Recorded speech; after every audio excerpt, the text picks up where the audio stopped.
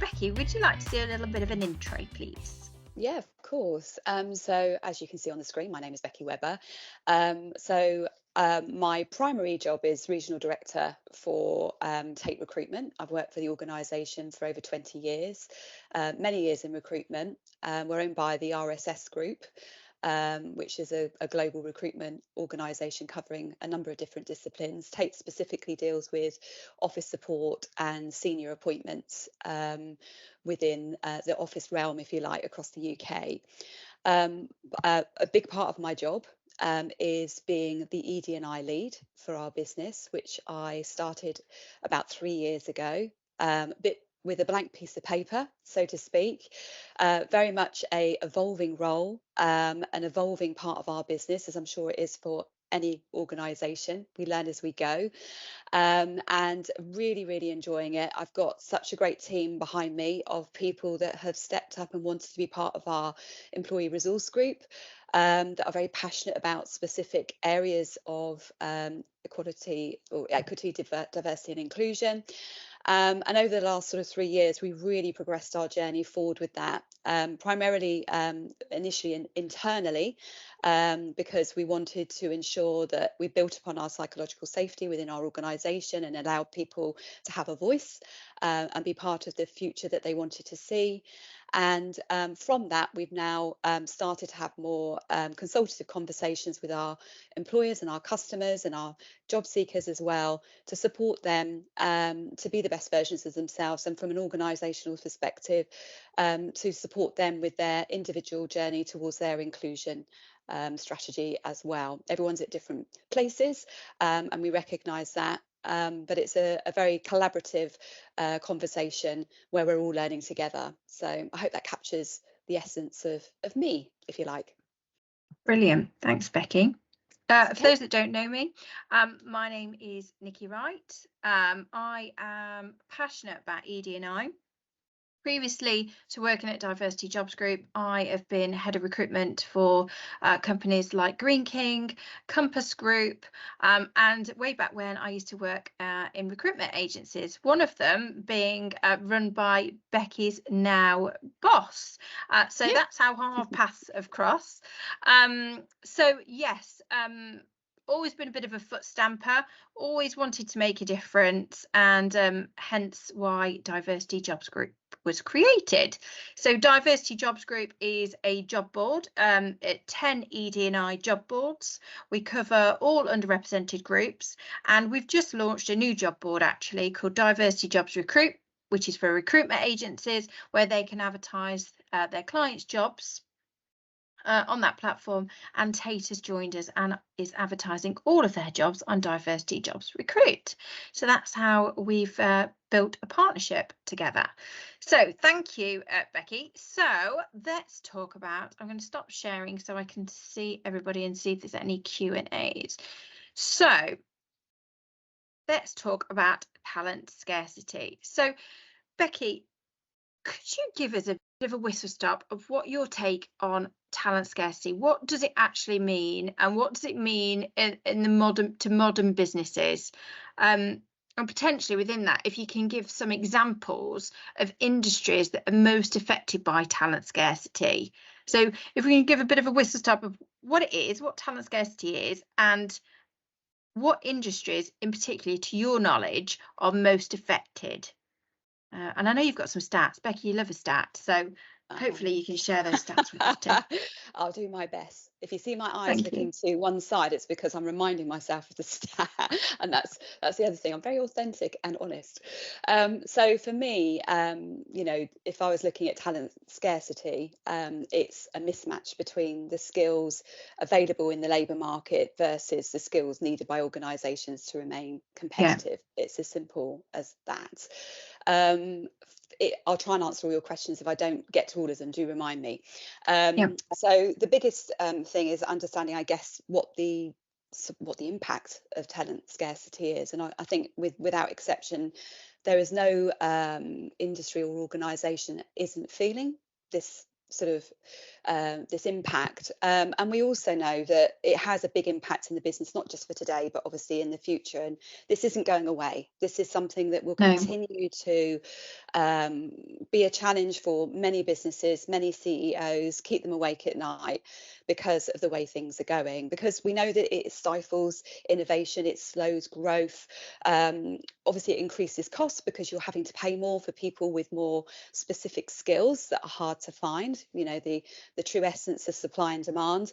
And it also has an impact or a part to play internally with our own staff as well, in terms of them having to step up to cover roles that might not be filled, which can cause obviously engagement problems, obviously mental wellness concerns, workload, morale, lots of different things. So there's so many different things playing out in terms of impact, and it's really important that we do everything we can proactively to try and understand it, what's causing it, and also what we can do to overcome it. I love, as you say, I love a stat, and I always do. I always love a bit of a research. I enjoy learning. It really motivates me. And if I was thinking about sort of some of the causes, and some of them are fairly obvious in terms of disruptive technologies, obviously where organisations are looking to equip their teams of people for the digital age, which, as we know, is kind of growing and changing at breakneck speed. It's really hard to keep on top of it. You know, we've got we've got AI coming in, and for some that's very scary. You know, for others, I mean, we have to embrace it. I mean, I use AI regularly. It can work really well in a healthy way. I think it obviously has an opposite effect in an unhealthy way as well. So I think it's really sort of being true to yourself and authentic when you're using it. It's very important. But we do need to use technology to become more efficient, because I don't know about you, but everything seems to take longer nowadays, even with tech. It doesn't seem to be easy, but we are constantly having to sort of review how we work moving forward, and what has a human touch, and what can be reviewed, you know, what can be taken away with a digital solution.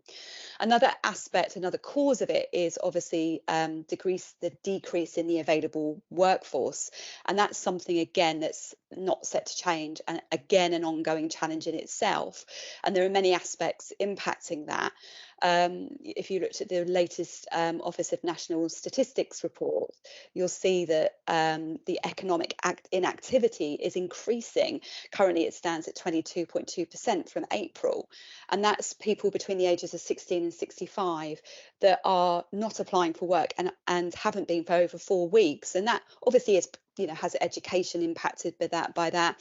But the numbers growing, as you'll see in the news, due to mental health problems and health problems on the whole. And obviously that's a big cause of concern for the government to overcome too.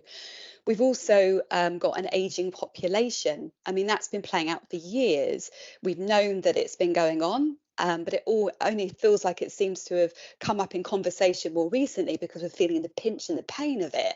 And of course, that's going to set to continue even more. And that, coupled with declining birth rates, means that obviously we have a declining workforce overall. I looked at a stat because, you know, like I say, I love a stat. And I shared some with you in terms of the ageing population. I did a podcast actually with Lindsay Simpson, 55 Redefined. If you get the chance to watch that, it's on our website. It's so informative. But just to give you a flavour, and I'm sure many of you may know this anyway, is the fact that according to the government's reports, which was the future of ageing population, the working age population of over 50s will increase from 26% from 2012 to 34% in 2050, and that's an additional 5.5 million people working in the workforce over the age of 50, and that's whilst we've got a declining fertility rate. So obviously there's less 8% increase from 2012 to 2050. So 5.5 million people in the workforce. So there is a need to encourage older workers to remain in employment and to think outside the box of how we can do that and keep work fulfilling from them.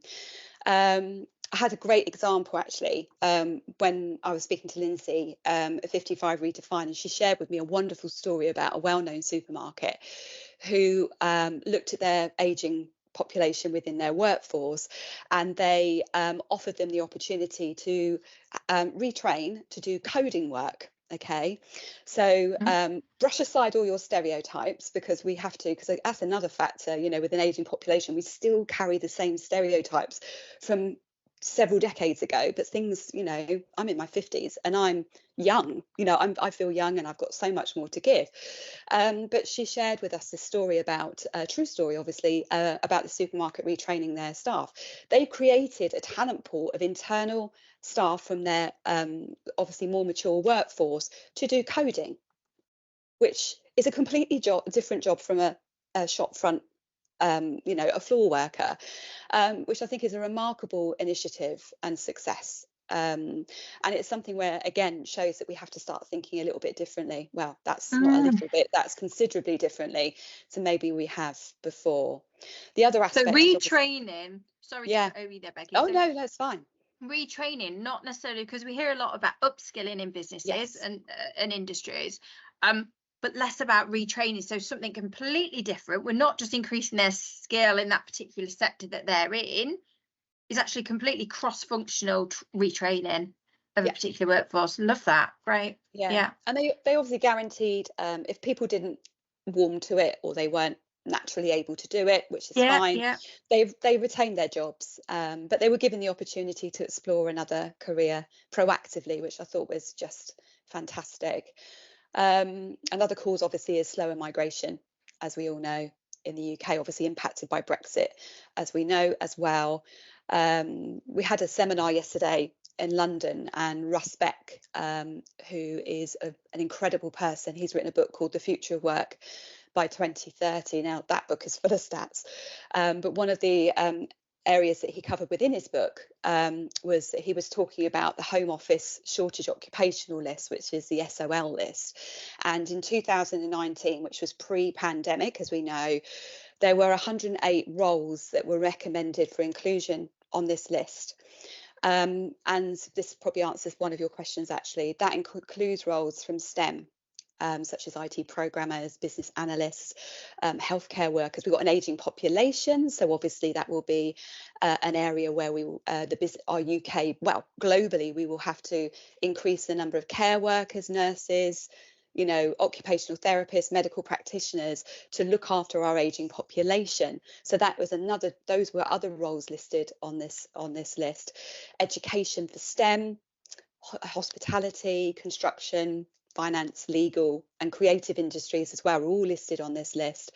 And they were the shortages that were most severe. But this particular list supports the government with their immigration policy, which I thought, not everybody knows this. And I think it's really important that we do know that there is method behind how the immigration policy works. So I thought that was quite interesting as well to share. So I thought I'd bring that along today. His book's really good, by the way. I would highly recommend it. So, yeah. Does that answer most of your questions there, or did I miss any? It does.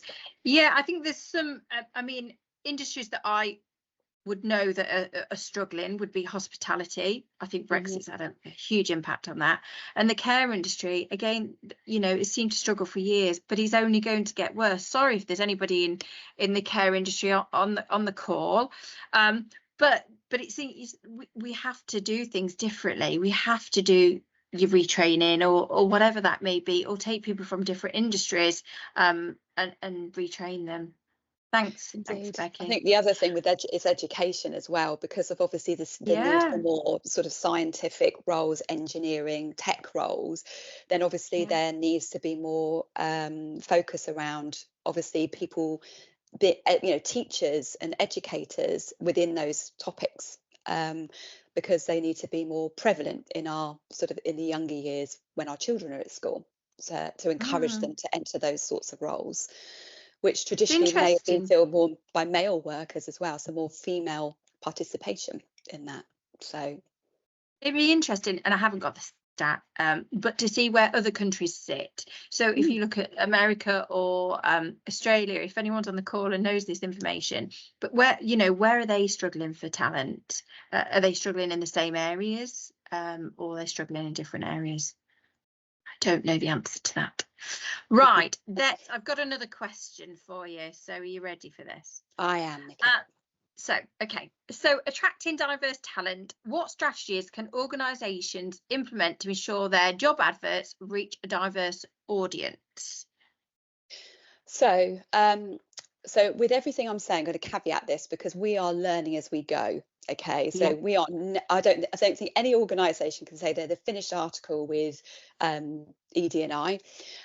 So some of these things we are doing a lot, and other things we need to improve on as well. But we're very mindful of our sort of ED&I strategy and plan. So the key thing is with advertising, obviously using diversity job boards helps because that's an inclusive job. There's a plug for you there, Nikki. Thanks, But Becky. obviously, you're welcome. When you're advertising, thinking about where you're advertising for your jobs, rather than sort of just the generic CV libraries, total jobs, or read and so on and so forth. So thinking about sort of that wider audience that you're looking to attract. Also developing networks as well, so that you can advertise roles within those networks. So that might be a platform, could be a group within LinkedIn, for example. So broadening those networks. So obviously for those minority group communities to widen your inclusive pool. Really being conscious of your language. Obviously gender decoders are available. There are free resources online. If you're in the recruitment industry and you use a platform like, for example, we use Broadbean, there's a gender decoder inbuilt within our within that platform, which means that when we place an advertisement, then we can basically check the language that is being used within that job advert to make sure that it is gender inclusive. I think the key thing to remember there is that from a gender perspective is that there is, I don't know what the stat is on this one actually, and I'm sure if anybody does know this on the call, feel free to pop it in the chat or put your hand up, that women tend to be more reluctant to apply for a job versus a man if they don't tick as many of the requirements of a role. So I guess the thing to remember is when you're looking at sort of using maybe more female orientated language, that men will still apply for those jobs as well. So it's not like you're discounting obviously the other, other genders. Also, I think it's really important to highlight your company values that resonate with diverse candidates. So flexibility is important. As an example, work-life balance, what your ED&I commitments are, having an inclusion statement on your job advertisement to really show that you are inviting people from diverse groups to apply for your job. Similarly, for disabled and neurodiverse applicants, making sure that you've got your people trained around sort of enabling people to showcase their best selves during the recruitment and hiring process. So having those sort of inviting conversations with applicants to ask them if there's anything that we can do to make the recruitment process better for you, to enable you to showcase your best self, is perhaps a nicer way than asking, do you need any adjustments or accommodations? And asking obviously everybody as well, which is incredibly important. We also use a tool called Recite Me, which is an online accessibility tool on our website to support people that are sort of on our website applying for jobs or looking at the content to enable them to reformat the website to suit their preferences as well. But I'm sure you've got some things to add to that list as well, haven't you, Nikki? No, definitely. So you use Recite. We have another app on ours, but it's an accessibility app. That's on all 10, 11 of the job boards. The other thing as well is when we talk about talent scarcity, is you're not always going to find the candidates out there that tick all the boxes with the right skill sets. And I'm a firm believer that behaviours rule skill. And yes, we need certain skills for certain roles, but actually lots of businesses now going down the behavior matrix rather than the skills-based matrix for their hiring. I think there's a large retailer actually that's gone to press with that over the last fortnight, and they've put on their website which behaviors demonstrate particular roles that they have in the business rather than the skills that that particular role has in the business, and that really is helping them move forward and get candidates in that might not tick that box for the skill but absolutely have got the right behaviors that you can then retrain or upskill, whatever you need to do. There's one other thing to add to that as well, and you just made me think about it as you were talking, is about the education aspect. So really, it's I'll be honest, it's a bit of a bugbear with me. I sit there and I think it's come up a lot within LinkedIn posts, and in the news as well, around requirements around a specific educational achievement, like a degree, when perhaps the role doesn't necessarily require it. Yeah. So again, it's sort of re-looking at your job requirements. Are they absolutely necessary for the job? And only putting, really, you don't want to have this sort of a long list of ticks that someone has to achieve, because then you're obviously going to put people off or deter people from applying. So the educational aspect of it is so important, and I completely agree with you. Behaviours trumps skills every time. Apart from obviously those roles where we need like doctors to perform brain surgeon. Yes. Yeah. We definitely need those skills and that experience there for sure. Yeah, definitely. Absolutely. Right, I've got another question that's still linked to that though, Becky. And you've answered some of this, but how important is an employer's brand in attracting diverse talent, and what role does it play in ED&I shaping the brand? Yeah, I thought I'm really passionate about this part, but I'll let you I'll let you take this bit. I am too. I think it's all very well saying that you have all these intentions, but the most important thing is that you're living and breathing them and demonstrating and evidencing them as well. They're not just platitudes or words to put on a website. They need to be lived, and you need to live and breathe them within your culture. And we certainly do that within Tate. So our ED&I group, or our employee resource group, is called Unify. Like I said at the beginning of this session, I started that with a blank piece of paper and a room full of hearts. That's how I would describe it, of people that were passionate about making a difference. We have ED&I commitments, but if you look at our LinkedIn page, you can see that we live and breathe what we say we do. And I think social media is a great tool in order for you to, or a platform to basically showcase those achievements, on Facebook or whichever platforms you tend to use. So it's really live and in action. So I think, talking about sort of dates that you celebrate, personal storytelling is probably the biggest learn.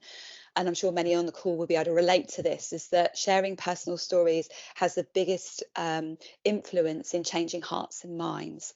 When people that are impacted by something that you care about, then that can make such a difference to how you feel about something and remove some of those myths and misconceptions and stereotype and biases that you felt before. So also showcasing that if you're a disability confident, committed employer, we're a disability confident employer. We've just gone from committed to an employer in the last couple of months. We won an award with RIDI for being a highly commended disability confident employer. RIDI is a recruitment industry disability initiative, for those that don't know. So sharing diversity stats. So we're just redoing our website at the moment. It's not where it doesn't represent us in the best way at the moment, but it will do in the next couple of months. So sharing what your diversity stats are on your website and what you're aspiring to achieve. Looking at your social value. So we have an initiative within our business called Voluntate, and that basically allows or enables our staff to spend a day a year out doing something different in the community and making a difference. And all of our staff commit to that at the beginning of the year. I volunteer for the Prince's Trust. It's all a tongue twister, isn't it? So the Prince's Trust, where I mentor a young neurodiverse person within the next steps of their, career or life, which is a great way to learn. So, and collaborating with social enterprises, small businesses, all sorts of things like that can make a real difference. So these are all things that we're doing, and it's all work in progress. And there's a lot more to do. but they're just a few ideas that perhaps are good to share. What about you? One of the things that I've noticed with lots of businesses now is yes, they're doing the employer brand, but they're encouraging their teams, their staff, their people to have their own personal brand, because it brings authenticity, and and then candidates that are looking to work for whatever employer that may be can see what the culture is like, because they get a feel for it, they get a snapshot of what it's like. So I think businesses are less inclined to say we don't want any personal branding. They're actually encouraging individuals to have their own personal branding, whether that be on LinkedIn or their different social media channels or on their website. And I think that's really positive step forward, is not just behind this corporate website, is actually encouraging your individuals, your people, to be the spokesperson for the brand. And I've seen that with Tate, actually. Quite a few of the consultants have got their own personal brand. And they've actually probably got more followers than, some of the corporate sites. I have to say, I was put in charge of the social media from January, and one of the biggest things that I needed to do at the beginning was the employee advocacy, so get the staff promoting and being proud of what we stand for and what we're doing, and that has you're absolutely right, has accelerated our followers no end. We hit 45,000 followers. We started the year on 36. That's 9,000 in the space of 4 and a bit months. We're now tracking at 3,000 followers a month, and I'm determined to get to 60,000 followers. But you're absolutely right, it's about humanizing your brand. It's a bit like if you're a line manager, just like you might potentially want to check out your next recruit on social media, believe you me, they are doing the same to you. And if you don't have a personal brand, how do they know who they're working for? Aside from ED&I, people want to know more now about the types of people they're working for. And so it's become so important for a business to encourage their people to not hide behind it. But it used to be a bit of a taboo, didn't it, before, Nikki, where people were worried about people being headhunted and what they're going to saying the wrong thing. So it has to be underpinned with trust, obviously. So which is a culture of trust. Right, let's move on. Let's have another little question here. Okay, big one here. Retaining diverse talent. So we can recruit them, but how do we retain them? What are some common challenges diverse employees face that could lead to turnover, and how could this be addressed? So from what I've seen, and I guess this is pretty generic, if I'm honest with you, is obviously thinking about the sort of inadequate representation in leadership of diverse, a diverse community within the leadership team. Obviously, you've got the stereotypes, the biases that can create obviously hostile working environments, as we know. And then obviously the absence of growth opportunities for people, that can really sort of affect retention. I did a bit of a poll actually before this call, and I asked sort of the most common reason why people leave. And it's the two reasons that stuck out were growth opportunities and flexibility. Those were the two that were the highest. And that's, I thought, it's probably not a surprise, but I guess it's sort of, an interesting thing to consider. How are we offering flexibility to our staff? We've got 5 generations in the workforce now. They all are motivated by different things. A more mature worker may be looking after teenage children and aging parents. I'm one of those people, as an example, with a mum and a father, both with cancer. How do I manage my time and still give my best? And I'm lucky I work for an organisation that gives me that flexibility to work around those requirements, but still perform at my best and give my all to the job, so it doesn't affect my performance.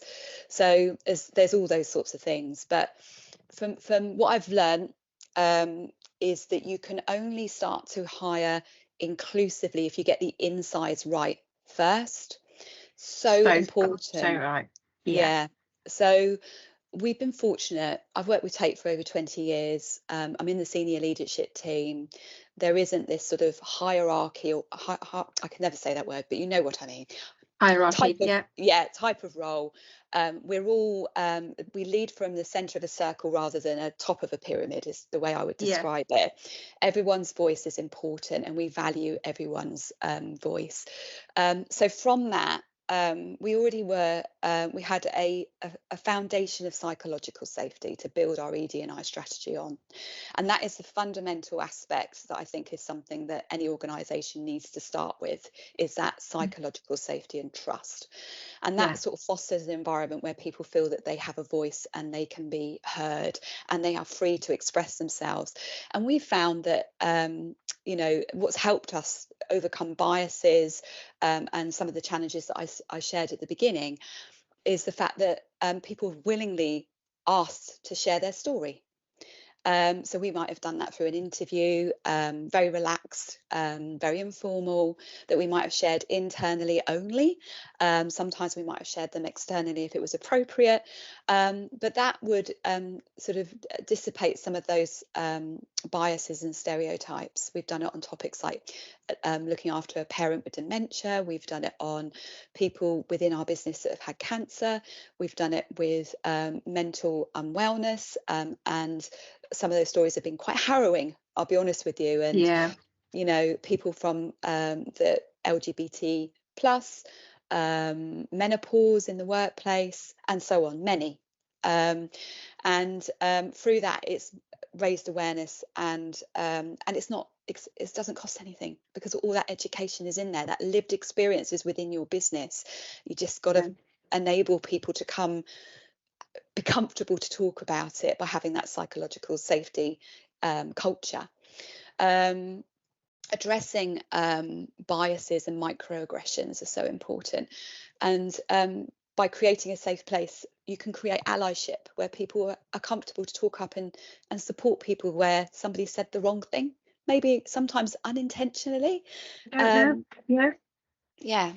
can happen. I mean, I'm a firm believer that most people are so well intended, and actually we need to create a place where if we say the wrong thing, that we're comfortable to receive the feedback and we learn from it, rather than creating this sort of environment where it's almost policed and it feels uncomfortable, because we're all different, we're all individual, we all come from different backgrounds, and we all have different belief systems. So it's important that we acknowledge that we are individual, and it's okay, you know, if we do make a mistake, it's not the end of the world, and we're not chastised for it, unless obviously it's particularly inappropriate.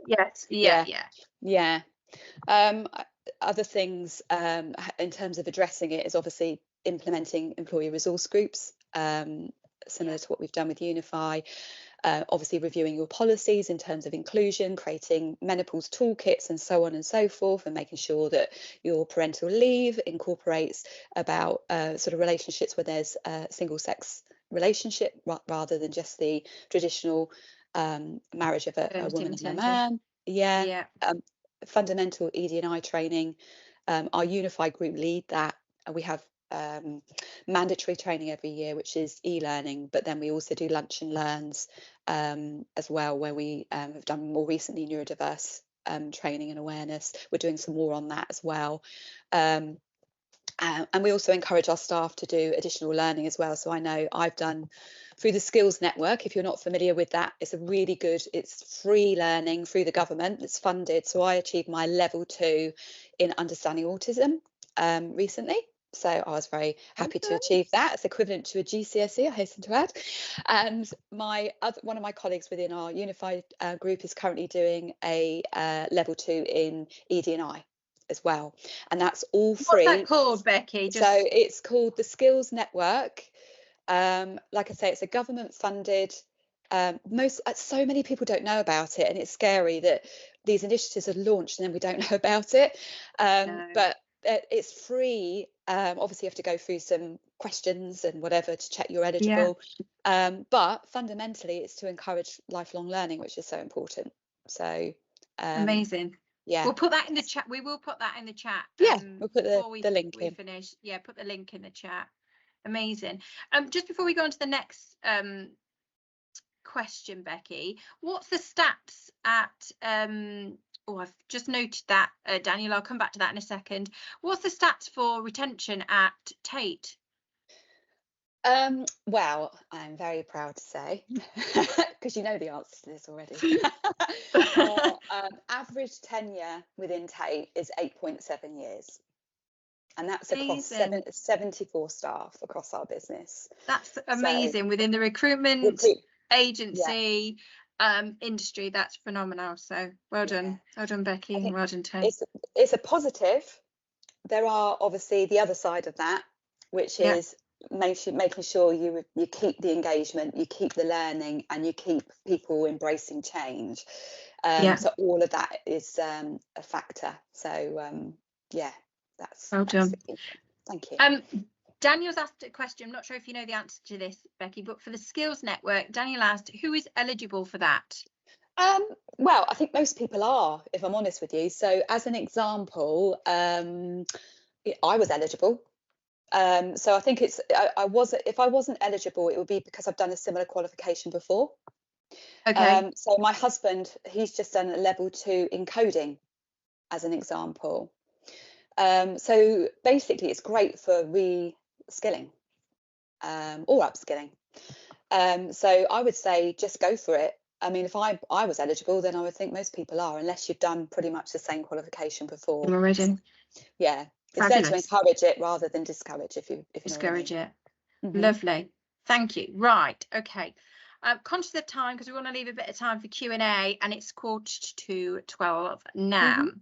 So one of the things we spoke about the other day, Becky, when we were speaking about empowering diverse talent, you mentioned something to me called career crafting, and I'd hate to get off this call and we haven't talked about career crafting.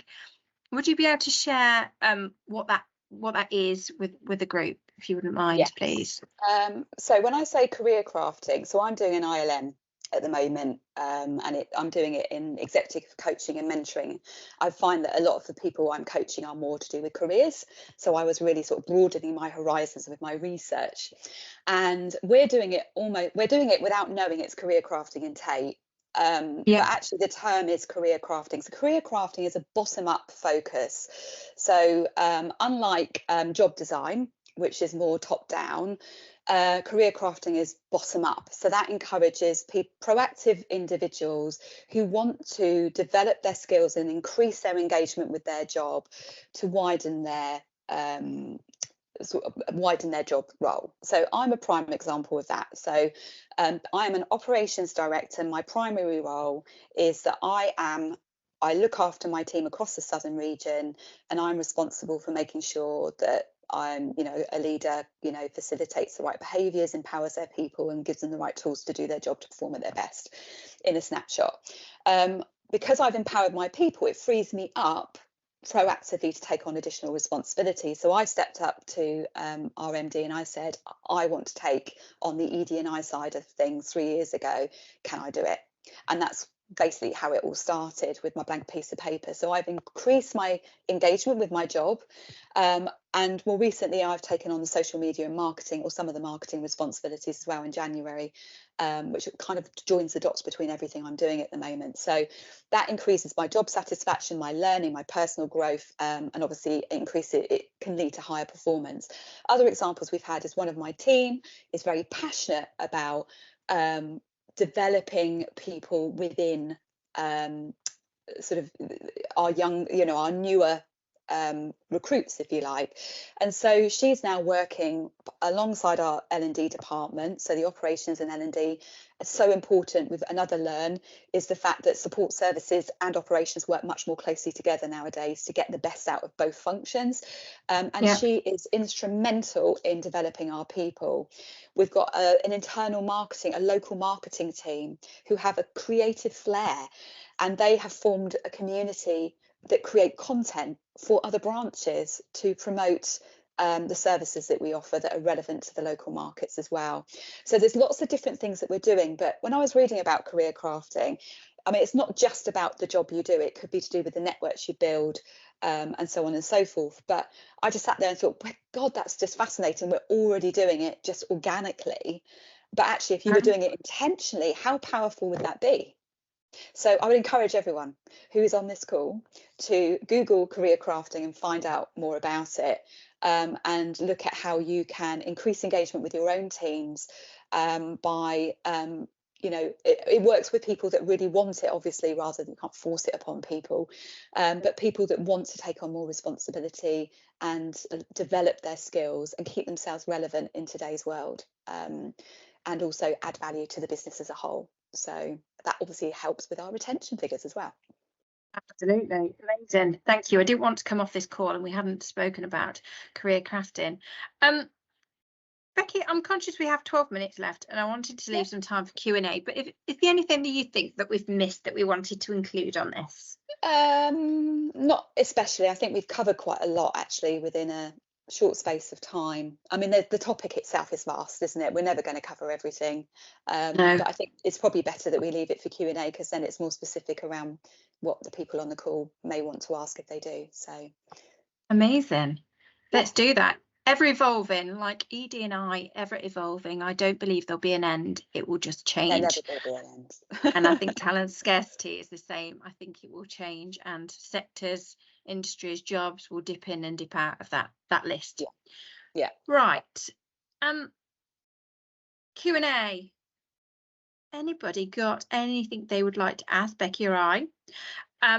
Or anything that you think you believe that you're doing in your organisation that you wouldn't mind sharing? Sharing is caring. So anything that you're doing that's working really well, or any struggles that you're having that you want to open it up to the group. So love to hear from you. Feel free to put your hand up. Don't feel like you have to mute. Yes, Daniel's put a note in there. Let's have a look. Could you signpost any resources on improving psychological safety in the workplace? I'm sure we could. Yes. I think I'm happy to talk, Daniel, if you want to as well, if you wanted off this call about what we've done in Tate, if there's any questions that you want to ask, I can't say that word today either, specifically. I never can say I'm that. sure we can look at some resources that we can share afterwards. Is there a way of doing that, Nikki? I'm sure when we put the recording on the news page on our website, we'll be able to put some links in there. Yeah. So if we could have them, and then we can make sure that we can include them. Amanda H is typing. Amanda, feel free. You don't have to type. You can, if the mutes are unmuted. I don't know if you can unmute or if I need to unmute anybody. Oh yeah. That's There we go. Hi. Firstly, apologies for joining late. I had a technical issue. I work for a police force. I'm currently the team leader for the outreach team, and I'm doing a qualification which is in HR to look more strategically at attraction and recruitment. And one of the things that we do is we have a number of staff support networks. So I know you've mentioned some groups. So for example, the menopause group, menopause training and things that you've done, inputs and stuff, and talking about that lived experience really does make a difference. We have a number of groups, so cancer support group, a baby loss group, but we also have LGBT staff network, which is extremely strong, and one for race and ethnicity, gender equality, etc. What we're actually working on is an inspirational role model document, which will then go on our website. So a neighbouring force have one, but only specifically for LGBT. We're overrepresented compared to our census data for LGBT, and that has definitely has been impacted by how strong our support network is, but we're underrepresented for particular ethnic diversity. So for example, Black African and Black Afro-Caribbean, we're very underrepresented as a police force. So we are actually currently in the process of doing an inspirational role model document with the members of staff and police officers who are from various backgrounds, so that they can use that lived experience, that culture, and show people. We have that, most people have heard of, you can only see it if you can only be it if you can see it. So if we, like you were talking before about leadership, we don't have anybody who is from that particular ethnicity over the rank of inspector. So Right, okay. how would that encourage people to come and join us? We're very fortunate we have a female chief constable now, but in my 30 years service, she's our first one. So as a female, if you wanted to go to our force, we've got a differentiator there that others don't have, because she's somebody you can aspire to be.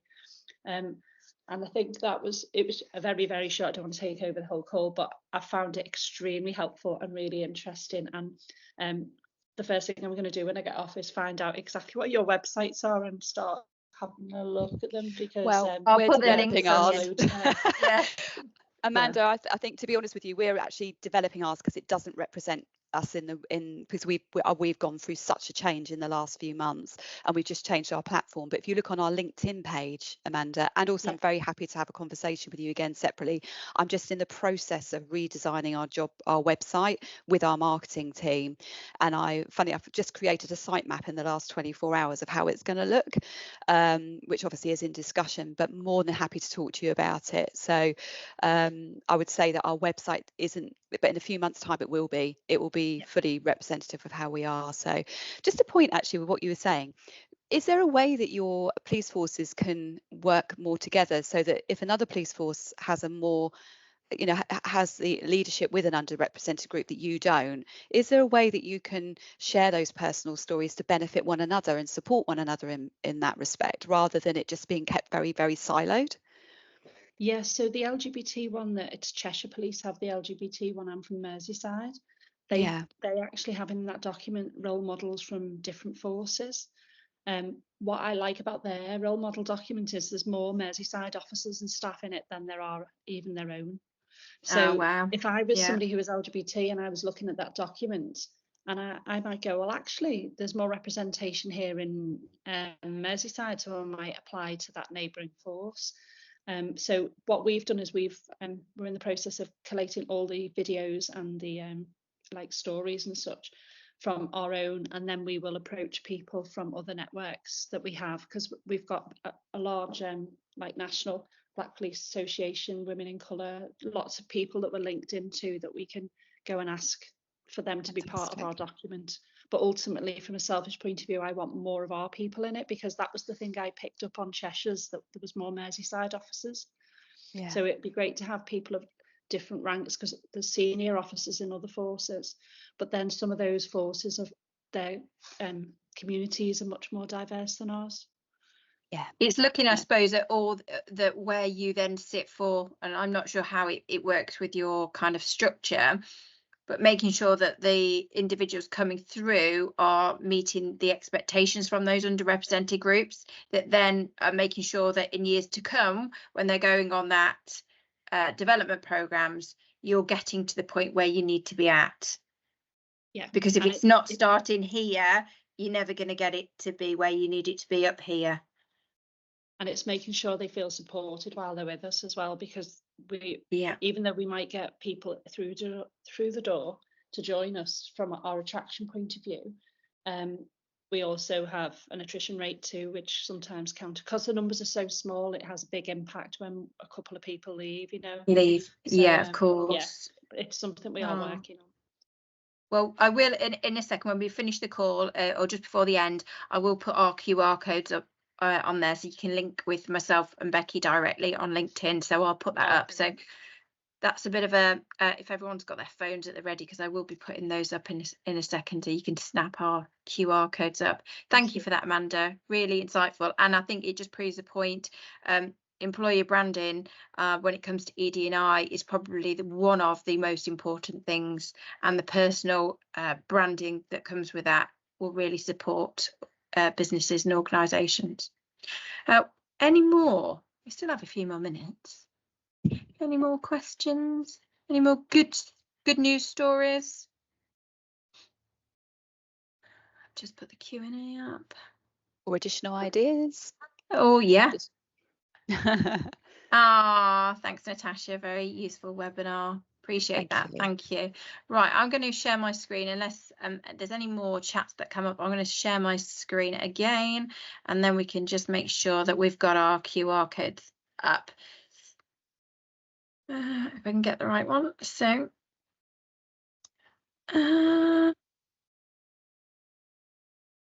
Can you see my screen, Becky? Yeah, I can see it. I can see you flicking through the There you slides. go. Thank Cool. you. So thank you everybody for listening. That's not the QR Diversity- codes. It's not. I'm coming on to No. that. There's one more. Okay. There's Whoops. one more. Don't all leave yet. Thank you everyone for listening. Diversity Jobs Group. If you, feel free to visit the website. 10 job boards, 1 fixed rate, unlimited job postings. Becky, you've been absolutely amazing. Super insightful. Love your stats. I'm very passionate about it, as you are Queen. too. Yeah, I am very passionate. Thank you everybody for joining. This will be on Diversity Jobs Group news page. It will be on our LinkedIn. Probably take a couple of days, so it won't be on there today, but it might be on there hopefully this time next week. We'll have make sure it's on our website for you. And yes, if you have your, I don't want to say iPhones, if you have your smartphones at the ready, I'm very biased towards my iPhone. If you have your smartphones at the ready, feel free to take a snapshot. Thank you. We are on time. Thank you everybody for listening. Feel free to jump off. And I'm going to just leave that on the screen just for a minute. Thank you everybody for joining.